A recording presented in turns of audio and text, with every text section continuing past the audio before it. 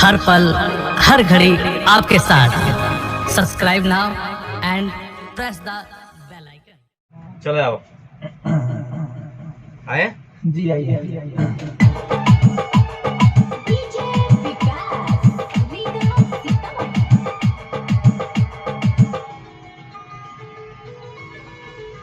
अरे सबके फरमाइश बाए कभी चुआइश बकबले में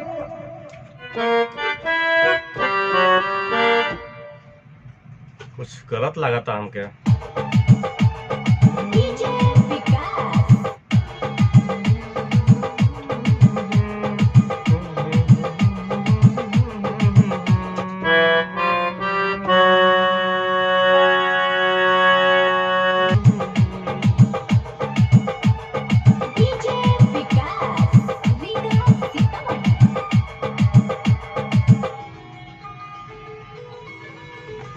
अरे सबके फरमाइश बाए कभी चुआइश बकबले में कपवा सवारी रे।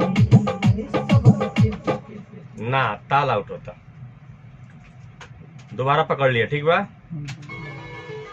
अरे सबके फरमाइश बाए कभी चुआइश बकबले में कपवा सवारी रे। अरे सबके फरमाइश बाए कभी चुआइश बकबले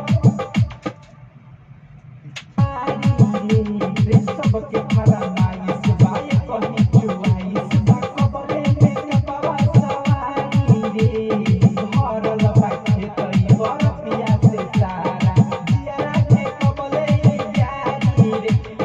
राम सरय तने बता द कब आई जुलिया के बारी रे। राम सरय तने बता द कब आई मुस्कानवा के बहारी हाँ।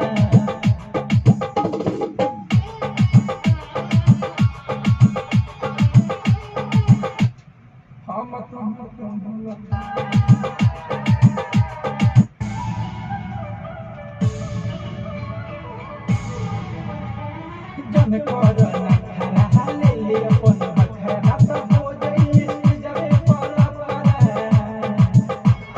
एलम वाला समझा दो। दोस्तों नमस्कार। आज हमारे स्टूडियो में ये भाई आए हुए हैं छपरा सिवान से और इनका 3 गाना हम लोगों ने रिकॉर्ड किया।